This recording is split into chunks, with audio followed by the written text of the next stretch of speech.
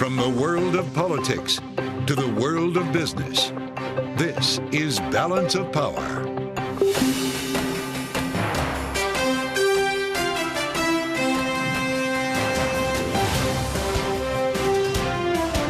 Live from Washington, D.C.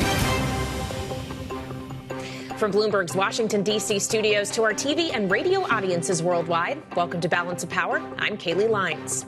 The Justice Department officially dropped the federal criminal cases against Donald Trump in both Washington and Florida, in keeping with DOJ policy not to prosecute sitting presidents. This after Trump dropped a deluge of nominees for posts in his second administration on Friday night, including Scott Bessent for Treasury Secretary and Russ Vought for the Office of Budget and Management and Budget. We'll get reaction from MacGuineas of the Committee for a Responsible Federal Budget.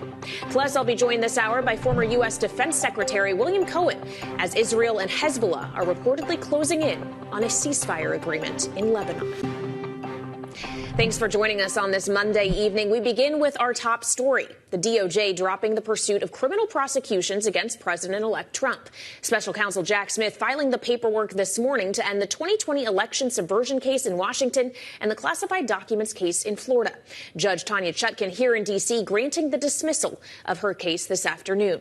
Trump responding on social media saying, quote, "These cases, like all of the other cases I have been forced to go through, are empty and lawless and should never have been brought. Over $100 million of taxpayer dollars has been wasted in the Democratic Party's fight against their political opponent, me." Trump going on to say, "It was a political hijacking and a low point in the history of our country that such a thing could have happened, and yet I persevered against all odds and won," end quote.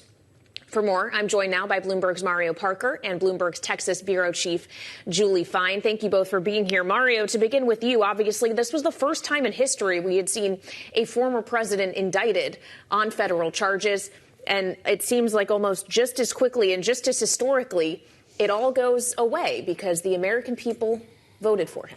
Yeah, no, that's absolutely right. We saw similar things happening last week as well. I mean, it's over with. This is a done deal at this point. Jack Smith said that it was categorical that presidents have immunity in these instances. It's not a surprise given that he won the election.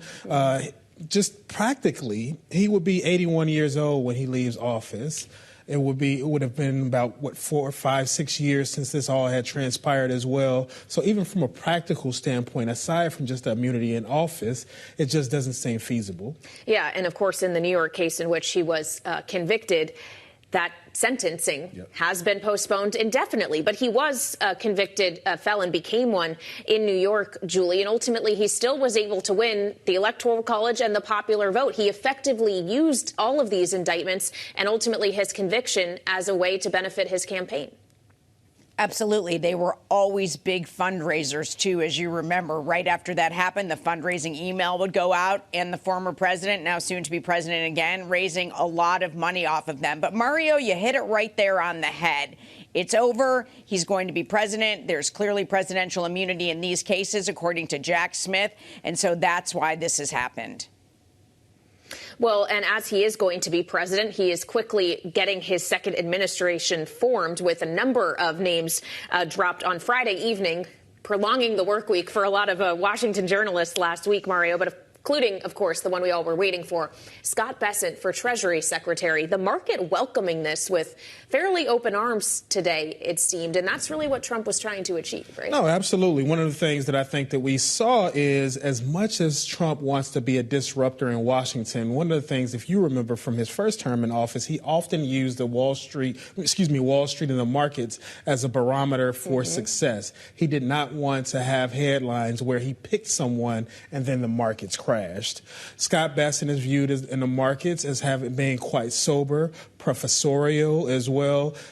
His background, I mean, he's bet against treasuries before, against currencies around the world as well. So he knows the financial instrument that he has at his fingertips now. So he may be one that it will be relatively easier to confirm, it seems. For other choices, though, perhaps it's a bit more difficult, including the selection of former Congresswoman Tulsi Gabbard to be the director of national intelligence. Yesterday on CNN, the Republican senator from Oklahoma, James Lankford, who, of course, is on the Intelligence Committee in the Senate, spoke about the confirmation process for Gabbard in particular. This is what he said. Well, we'll have lots of questions. She met with Bashir Assad. We'll want to know what the purpose was and what the direction for that was. As a member of Congress, we'll want to get a chance to talk about past comments that she's made and get them into full context. So, Mario, now that we've had pretty much all of these other high-level positions filled out, is it still her, RFK Jr., and Pete Hegseth who have the most difficult path to confirmation? Oh, no question, right? So, I mean, the fact that Matt Gaetz withdrew his nomination, in some ways there's a school of thought that there could be four, right? There could only be at least three of those less than palatable nominations that you send over to the U.S. Senate. But make no question about it, you've got those people, those folks in the Senate, Susan Collins, John Cornyn, Lisa Murkowski, others, who will have some questions about some of these nominees. Again, Tulsi Gabbard, when you think about the foreign policy record, RFK Jr., and some of the more extreme things that he said about health and human services as well. And I do wonder, his pick for Labor Secretary Laura Chavez DeRemer, who, of course, is a current congresswoman from Oregon, is getting some pushback from conservatives for being too pro-union. That might take Democratic votes to get over the finish line. Getting some pushback from conservatives, but in this Washington that we live in now, ironically getting support from the likes of John Fetterman, right? Yeah. So maybe we'll have some, she will have some Democratic cover there. And, of course, those are just for the appointments, the nominees, Julie, that do require confirmation from the Senate. There are plenty of others that Trump has named to be close to him in his second administration that won't, including the person who's going to be his border czar, apparently, Tom Homan. And he's going to be in your state of Texas tomorrow to visit the border. What are we expecting? Well, he's making 2 stops at the border. He'll be in Eagle Pass. He'll make another stop as well. That is the first stop in the morning. Listen, I expect him to talk about the border. He's going to thank the agents that have been working there. He's going to be with Texas Governor Greg Abbott. I think him coming down here, though, this early is a way for him to say, I'm serious about this. I'm already on this. I'm working on this. You know, it's a statement visit right before Thanksgiving to thank everybody that's working on the border. He has a lot ahead of him, so I expect him to say that. I also, if he takes questions tomorrow, it may be interesting to see if he reveals any of the plans that he's going to make. Again, the former president, soon to be president, in somewhat of a honeymoon period right now. Not sure he is going to want to say anything that would affect that. All right. Well, we'll look out for that in Texas tomorrow. Bloomberg's Texas Bureau Chief Julie Fine alongside Mario Parker here in Washington. Thank you so much. Another story we're following today, California's Governor Gavin Newsom unveiling plans to offer state incentives to buyers of electric vehicles if President-elect Trump repeals a federal subsidy. But the proposed consumer rebates would exclude Tesla models, a decision aimed at spurring greater competition and allow more car makers to enter the EV market. The decision may heighten tensions between Newsom and Elon Musk, who have already clashed over California's politics. Tesla still accounts for more than half of all new EVs sold in the state. Still ahead, we'll turn back to Trump's key nominations that could help shape economic policy and government spending. Maya MacGuineas, president of the Committee for a Responsible Federal Budget, joins next on Balance of Power on Bloomberg TV and Radio.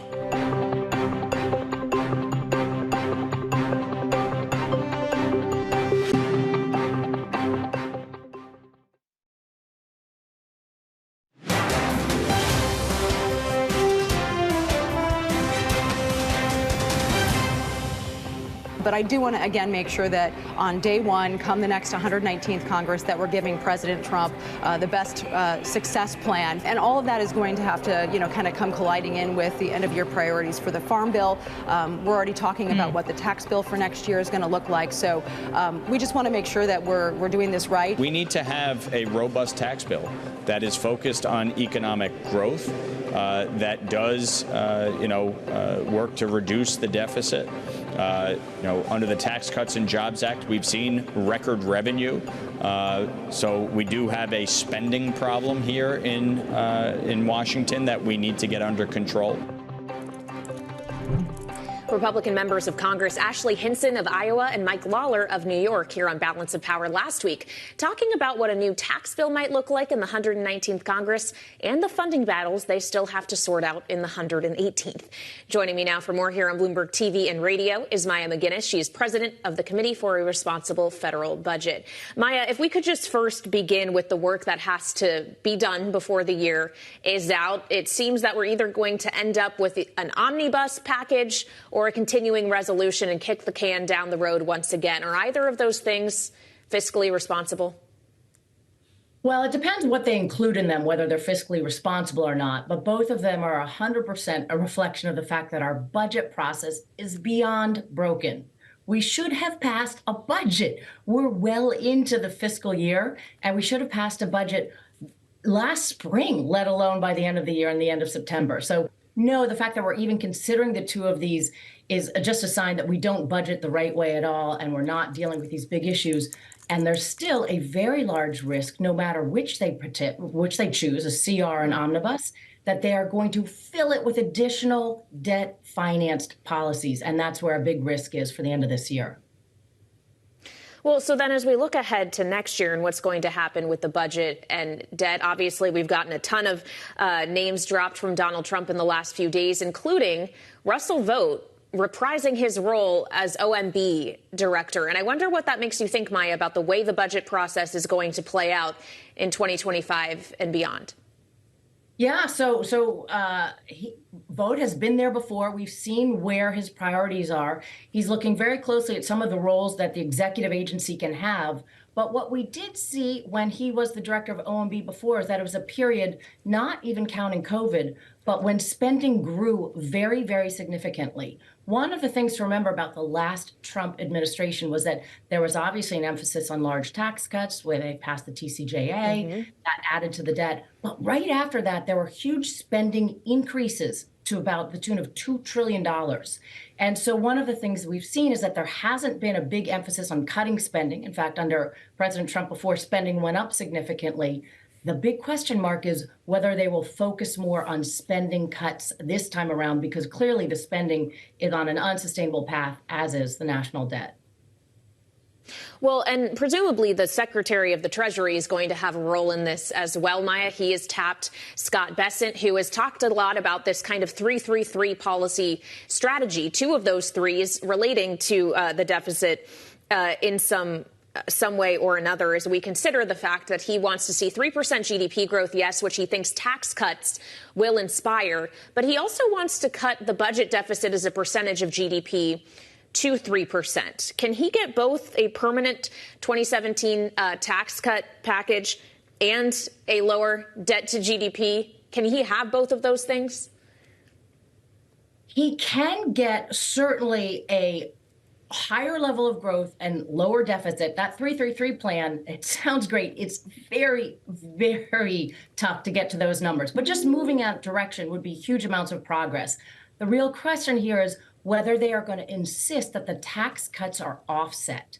If you just add them to the debt and you add the $3.9 trillion or more, not only is that going to make 3% deficits impossible, which it's already going to be very hard to achieve, it's going to add to the effects, the headwinds against growth. So tax cuts help grow the economy.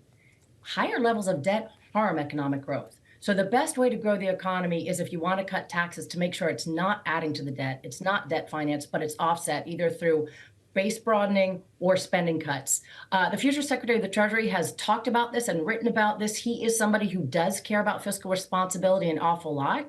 So I think that he will be one of the voices pushing for that, but it will also depend where else the other voices in the administration are. And there is a big propensity among lawmakers, particularly when it's just one political party that has all the branches of government. There's a strong desire not to do anything hard and just to borrow everything. If they borrow for those tax cuts, the deficit will go up and economic growth will go up in the short term, but not the long term. It will go down in the long term because it'll be more depressed from the debt levels.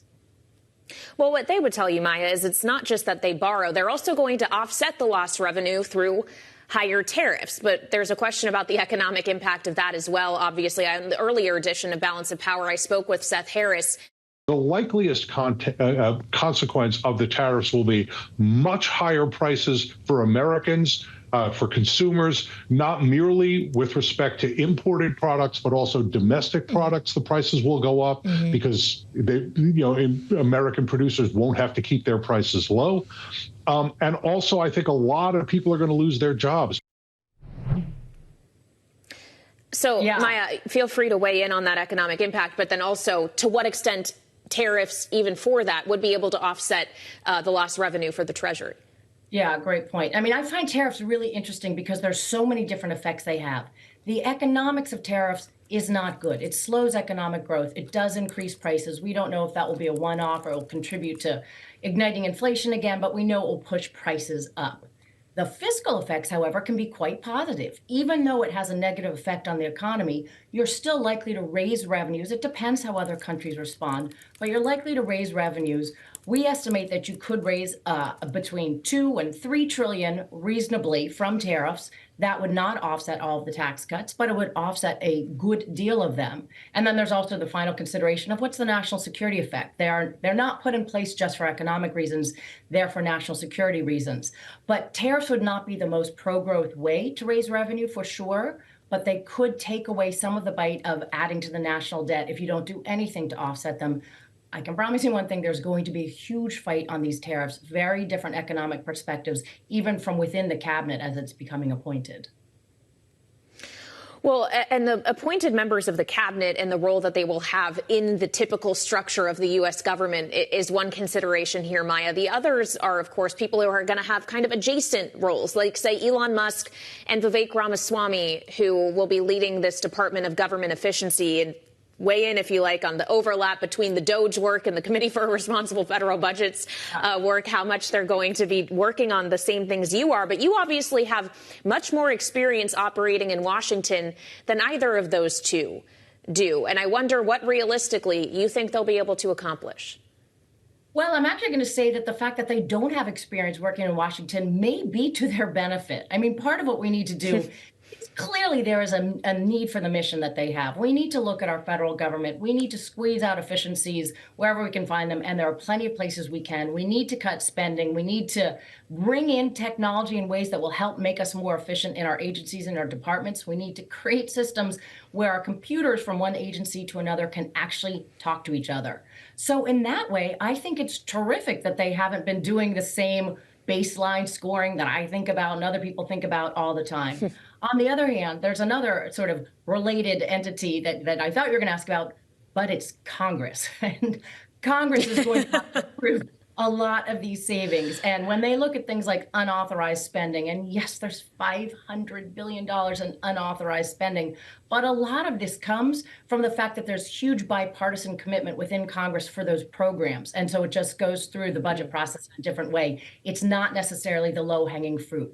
We're going to try to put out as many ideas as possible for this committee to use spending cuts, efficiencies, ways to broaden the tax base and get rid of some of the spending through the tax code. They're going to come up with ideas we would never think of. I hope that this is a serious exercise, and I hope people go into it with an openness that we could really improve our federal budget from these kinds of changes. But nobody should trick themselves into thinking it's going to be easy. I guess that's why I always end on all of these things, right? Fiscal responsibility is not about free lunches. It's about choices. And we're going to have to make some tough choices on revenues, on extending policies, on spending reductions, on how we use regulations in our budget. And hopefully they will bear fruit, because our fiscal situation really needs a change and improvement. So I wish them success. All right, we'll leave it on that note. Maya MacGuineas, president of the Committee for a Responsible Federal Budget, thank you so much. Coming up, my conversation with Democratic Congresswoman Maxine Waters of California, the ranking member of the House Financial Services Committee, next on Balance of Power on Bloomberg TV and radio.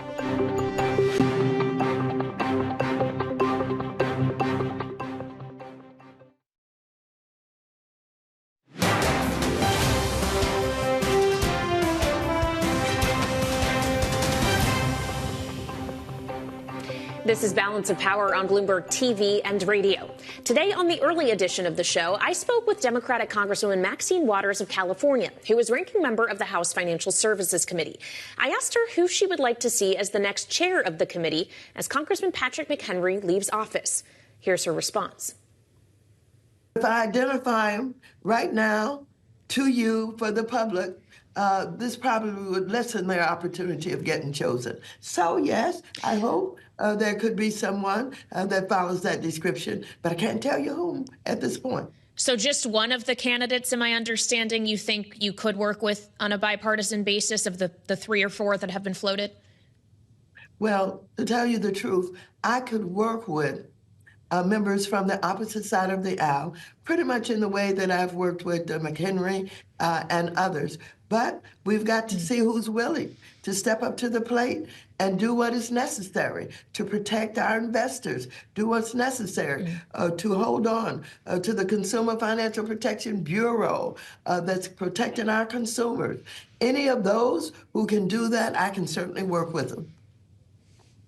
Well, we have seen some bipartisan work coming out of the committee in this committee in the 118th Congress, including bill that advanced out of the committee and ultimately passed on the House floor, the FIT 21 Act, the market structure, crypto legislation. And Congresswoman, I wonder what you think the future is of those kinds of legislative initiatives now that Republicans won't just have control of your body, but the Senate as well. Well, let me tell you, I've worked very closely with McHenry, where we've tried to get stablecoin. Our efforts have been about guardrails. We are not opposed to legitimate legislation that appears to be in the best interest of the people of this country. And there may be some crypto that would like to have guardrails. If there are guardrails that we can agree to, working with all of the entities that are interested in and a part of developing crypto, if we're ever going to get there. And that means the Treasury, that means the Federal Reserve, that means the SEC, that means all of these agencies have to come together with the president on crypto in order to have something that will have guardrails and will not just be determined by the fact that crypto companies are trying to invade all of our financial services members with large contributions, et cetera, et cetera. We know what's going on, and we think now they're going to have an opportunity to learn more about what crypto really is and how it works in this digital economy that we're involved in. So we've got a lot of understanding, a lot of searching out, and a lot of educating to do. And if we can work with anyone who's willing to do that and provide these guardrails, I'm ready. You can find my full conversation with Democratic Congresswoman Maxine Waters of California online or on the terminal. And still ahead, my conversation with former U.S. Defense Secretary William Cohen as Israel and Hezbollah work toward a ceasefire. That's next on Bloomberg TV and radio.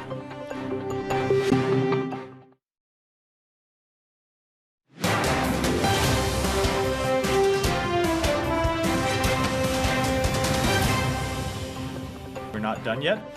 Nothing is final until everything is final. We continue to work to try and get an agreement over the line, and we're hopeful we can get one, but we need both of the parties to get to yes. We believe we are close here, but that's why you heard me come out and say nothing's final until everything is final, because we know we don't have a deal until there's one that has been fully agreed to by both sides. That was State Department spokesperson Matthew Miller earlier today discussing the ongoing ceasefire negotiations between Israel and Hezbollah forces in Lebanon. Joining me now for more here on Bloomberg TV and radio is William Cohen. He is former U.S. Secretary of Defense. Mr. Secretary, thank you for being here. As we've seen this conflict play out in the Middle East for well over a year, though more recently, of course, firing really started between Israel and Hezbollah. Israel has maintained that it wants to eliminate threats along its borders, in this case on its northern border. And I wonder if you really see Israel as ready to agree to a ceasefire here. Well, of course, we don't know at this point, but the Israelis are going to insist, as they should, that there be a buffer zone, that Hezbollah be moved back, so they're not constantly posing a threat to the Israelis in the northern part of Israel, as they have been doing over the years. So pushing them back to an area which makes it less that makes the Israelis less vulnerable will be important. So I think that Prime Minister Netanyahu is going to insist upon that. And now, at least, it seems as if the leadership of Hezbollah is prepared to make those kinds of concessions. I also suspect that Iran is very much playing a role in this. I don't think Iran wants to see Lebanon reduced to what we're seeing and have seen in Gaza. And so I assume that Hezbollah is getting pushed from the Iranians as well as being pummeled by the Israelis. So it's in their interest to make a deal as such. And I think that the Israelis would like to achieve one if they can, based on the premise of pushing the Hezbollah back as far as they can. So are you suggesting, sir, that Hezbollah has been materially weakened by Israeli forces to a point that it may be difficult for them to either reconstitute themselves or continue a pace fighting them as they have been? What exactly, if it ends in the near term, this particular conflict, will Israel have accomplished in terms of eliminating a threat for an extended period of time, not just the immediate future? Well, that is key, the question of the length of time. They had an agreement going back to 2006. That agreement has eroded over the years, and so the Israelis are reluctant to strike another agreement along the same lines. And so I think the Israelis will be very hard over on that issue of how far back Hezbollah can be removed. And I would assume that that's going to be key for them. Ultimately, I don't think the Israelis are going to be able to eliminate Hezbollah, certainly as an ideology. They are fully integrated into the Lebanese society. So uprooting them and pulling them out of the political integration will be more difficult. As from a military point of view, I think that the Israelis have been successful in decapitating the leadership. So I think Hezbollah is struggling right now and not having a top echelon of people to give them military guidance and capabilities. How long that will last, we've been through this so many times before. You keep thinking you're knocking out leadership. It's whack-a-mole in terms of, well, we got these top leaders, and a year later or less, you've got more top leaders coming. So the real issue is, can you push them back? Can you reduce the threat to the Israelis? And can the Israelis reconstitute that war if need be? This is one of the key sticking points, as I understand it. The Israelis want to be able to resume the war in the event that Hezbollah starts it over again. And that would be a key component to any kind of an agreement, saying that a ceasefire stays in effect unless someone violates it. And that has to be a violation that's clear and present danger, a present danger threat to the Israelis in order to back away from the ceasefire. But they need to have that kind of reassurance. Well, and assuming they get that reassurance with this particular adversary, what about with Hamas, sir? Do you think a ceasefire agreement between Israel and Hezbollah would then pave the way for a similar cessation of hostilities in Gaza, or is that one much more complicated? Well, as I understand it, Hezbollah has indicated they're going to withdraw their support from Hamas. That, too, is an important signal that if they're prepared to pull back their support for Hamas, what does that mean as far as Iran is concerned? Is Iran going to continue to push and support Hamas under these circumstances, where Iran itself has been under attack directly from the Israelis? The Iranians have fired into Israeli territory, but for the very first time, most recently, the Israelis have been able to penetrate Iranian air defenses to go in and strike almost at will key targets. And so Iran has to be concerned, do I really want to continue to push and support Hamas and put myself at risk as well? So there are a lot of issues at play here, but Israel's strength and capability is pretty dominant right now. Well, and both Israel and Iran are aware that 56 days from now, there will be a new commander-in-chief and president of the United States. How do you expect, sir, that policy toward the Middle East will change under this incoming Trump administration? Well, President-elect Trump has said to Prime Minister Netanyahu, finish the job. Now, what does that mean exactly? Does it mean eliminating Hamas as a fighting force? Does it mean eliminating Hamas as an ideology with the Palestinians? And so finish the job, it can be interpreted a different way. It might be finishing the job once you reduce the military capability of Hamas and you get the Gulf states, Saudi Arabia, also UAE and others to say, we want to see a different leadership on the part of the Palestinian people in place. We want to rebuild the economy for the people of the Gazans and those in the West Bank. And that will bring long-term prosperity to that part, to the Palestinians Palestinians for sure, but also to the security of Israel. If they have the Israelis, the Saudis, the UAE, and others who are working with Israel, that really does tend to isolate Iran going forward into the future. And that's the kind of security I think the Israelis really need.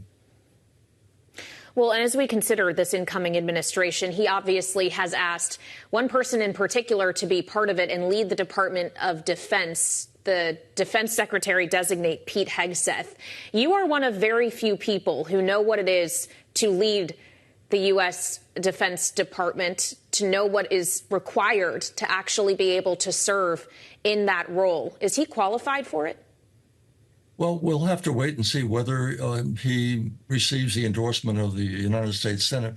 He has the education. He's highly educated. He's served in uniform. He's received honors in battle. So from that perspective, I think he gets very high marks. The real issue coming up is what is his philosophy in terms of how is he going to manage the largest government agency in the United States and one of the biggest in the world. And that has multiple organs you have to be concerned about. You have to be concerned, certainly you have to satisfy the commander-in-chief in terms of his policy. You also have to deal with Capitol Hill, how you manage that relationship. You have to also manage your allies' relationship. What are our allies doing to support this relationship over the years, and are they measuring up to their responsibilities? So you have a number of constituencies, the president, the Congress, our allies, the establishment, the defense establishment itself. The families are critical. What is his position about the families? We know he's raised questions about women, specifically women in combat.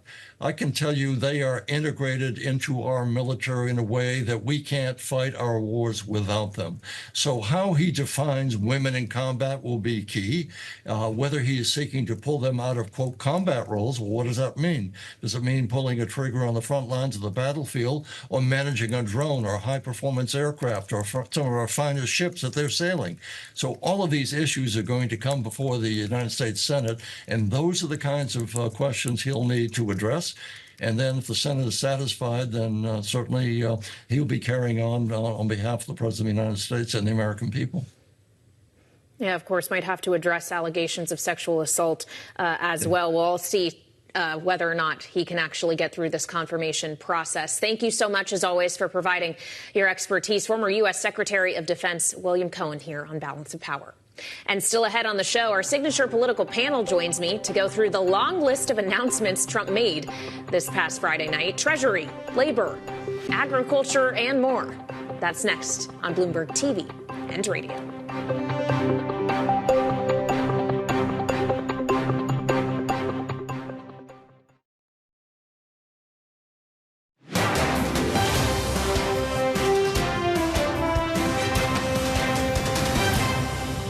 He has a deep understanding of financial markets as opposed to most politicians. So, he wants to be involved in the conversation. He has very well-formed opinions. He has a lot of private sector friends. All taxes are passed on to consumers. And I think what's interesting about taxes is they aren't necessarily inflationary. They're a one-time administrative price adjustment. Tariffs cause a stronger dollar. So a weaker dollar with tariffs is it's an economic abnormality. Jay Powell's reappointment was the latest this century for a Fed chair, latest this century. And I think that is what stoked or certainly accelerated the inflation. Some words from Scott Bessent, founder and CEO of Key Square Management, and Donald Trump's pick for Treasury Secretary here on Bloomberg TV and radio. His nomination, of course, just one of many cabinet picks that came on Friday evening from the president-elect. And joining me now here with more on Balance of Power is our signature political panel, Rick Davis, Stone Court Capital partner, alongside Jeannie Shanzano, political science professor at Iona University and senior democracy fellow at the Center for the Study of the Presidency and Congress. You both, of course, joining me now that the first trading day since the selection of Bessent is over, Rick. Stocks were up, bonds were bid, This is exactly what Donald Trump was trying to achieve, right? Yeah, Bessent's got a nice little trade going here today. We keep talking about the Donald Trump trade. Well, This is kind of underneath all that. And look, I mean, we're experiencing a very good economy. You can't underestimate the value of some of the, sort of reports that are coming up for the quarters with the companies have been pretty strong. So all of it together has combined for new records, set today. And I think you could argue that maybe we have a Santa Claus trade coming up, too. So, I think it's a very good time to be in the markets right now and be a bond dealer. Well, so as we consider what's coming up, maybe we'll get the Santa Claus trade that Rick Davis is talking about, Jeannie. But we also still have 56 more days of this transition to watch here. And it's not just Bessent that the president-elect has picked. He has now filled out the top 15 roles in his cabinet. We know who the secretaries are going to be, at least assuming they get confirmed. So what does he do now to make this transition a smooth one? Yeah, I mean, there's a few things that have to happen. You're right. I mean, the speed has been, a marvel to watch. Kept all of you busy on Friday night. But there's still a few more roles, small business admin, a few like that. But the top have been filled. But what's going to be happening now is trying to make sure all these people get through the Senate confirmation process. And also, I think most importantly, watching who these people pick to be their deputies, their advisors. We do have some people that have been named who don't have a lot of experience in the roles to which they are going in, the departments to which they have been named. And so who they pick for their deputies, who they pick to help them through this process to manage these enormous departments that they're going to be overseeing is going to be really important to watch. Well, and as we consider who will ultimately be in these departments, one of the other surprising nominations came in the form of the selection of the current Congresswoman from Oregon, Lori Chavez-DeRemer, for labor secretary. I spoke about this with a labor expert. He advised President Biden on labor policy, Seth Harris from the Burns Center at Northeastern University, about this today. This is what he told me. What I know about her is that she is a unicorn.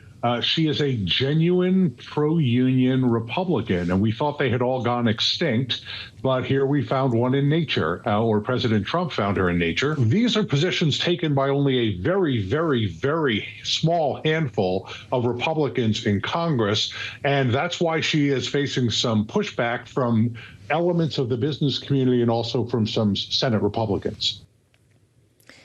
She, Rick, of course, signed on to the PRO Act. She was one of only 3 Republican co-sponsors of that legislation, which is why we're getting some of that pushback. But do you think she's a unicorn or representative of what the Republican electorate has become? Yeah, this is not your mother and father's Republican Party. It's not the country club Wall Street set.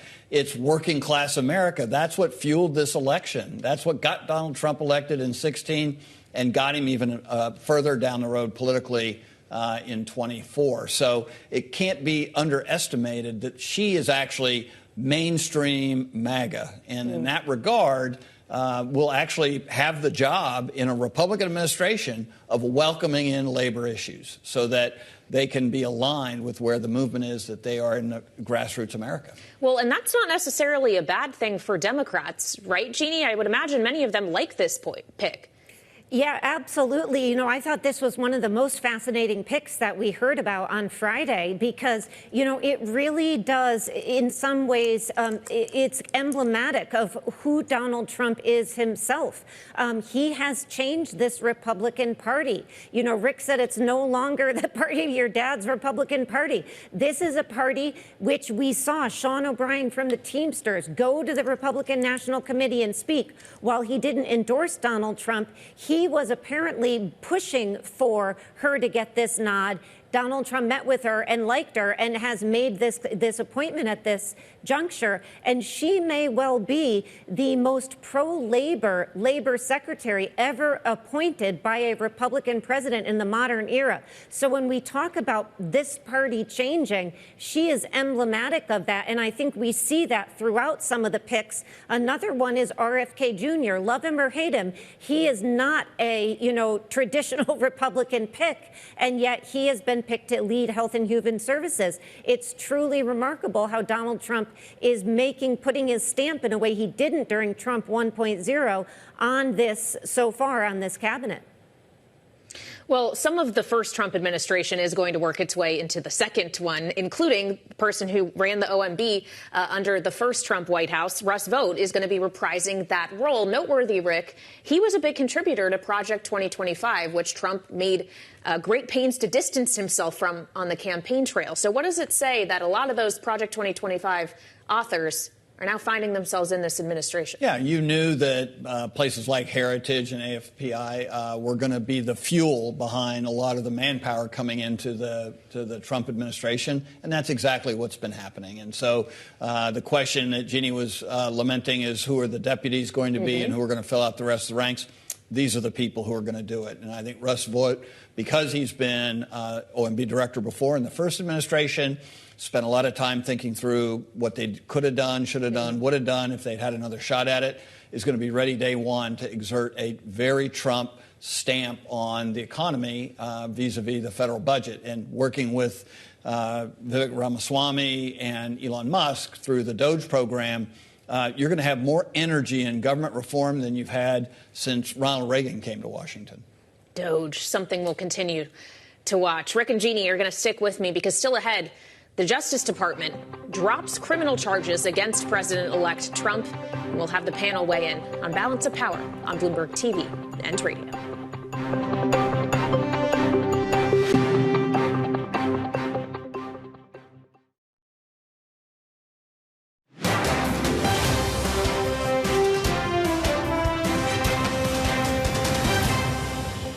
It raised a lot of questions, even with Democrats, as to whether or not he would have been charged with those things if his name wasn't Donald John Trump. And it gave him that new rallying cry that, look at what they're doing to me. If they can do it to me, they can do it to you. Elect me, and that won't happen. It reinvigorated his campaign. So, said from the very beginning, if there's one human being probably most responsible for Donald Trump going back to the White House, it's probably Alvin Bragg, followed closely by Letitia James.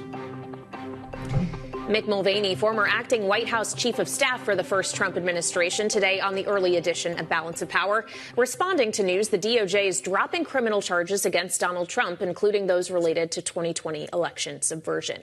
Back with me for final thoughts now, our signature political panel here on Bloomberg TV and radio, Rick Davis and Jeannie Sheehan Zaino. So, Jeannie, would love for you to weigh in on the point Mick made, which is that all of these indictments, which, of course, only resulted in one case even going to trial, were actually the fuel that propelled Donald Trump to the White House. Could he have won without them?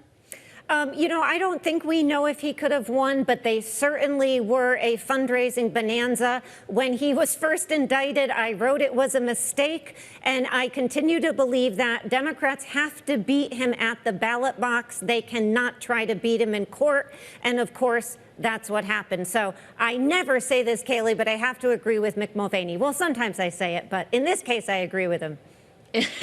Well, I wonder if Rick also agrees with Mick. Yeah, to some degree. I mean, look, you got to understand what fueled his election, both in 16 and 24, is the change in the demographic. I mean, he was picking up people who were angry with the system, who didn't benefit from any of the recovery since 2008, who are the ones who feel like the system was against them. And he plugged into that. And the fact that he was under assault by the same system that they believe kept them down just galvanized his support. They were always going to vote for him, but there's no question they might have voted for him in bigger numbers because of the assault legally.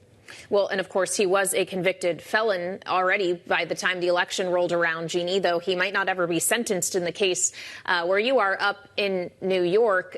So I guess I can't ask you if President Biden should pardon Donald Trump because there's not going to be anything federally to pardon him for. Yeah, that's right. I mean, these charges are being dropped by the DOJ. I think it's the right move. But there is a huge question that remains for America, which is that how do you define immunity? How does the court define immunity? And that is something we still need an answer to, regardless of the fact that the DOJ is dropping these particular charges. Just while we're on the subject of pardons, is the president going to pardon his son before he leaves the White House, Rick? Well, maybe there are going to be 3 turkeys that are pardoned. That's right. Peach and Blossom. And pardoned Hunter. at the White House today. Should Hunter be added to that list, Jeannie? Boy, it's hard for me to get best peach and blossom. No, I think the president said he wasn't going to pardon his son. I don't think he should, although that's a very, very difficult call for a father to make. Well, certainly.